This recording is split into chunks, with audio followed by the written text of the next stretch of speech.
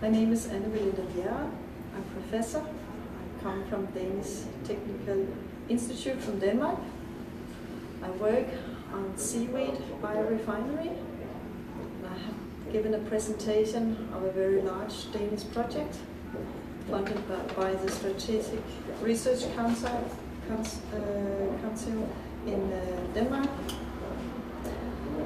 I told about the biorefinery of seaweed going to ethanol and protein for fish feed, and also a little bit about the upstream cultivation perspectives and how far we are and how much is also needed in order to be able to produce enough biomass in the seas.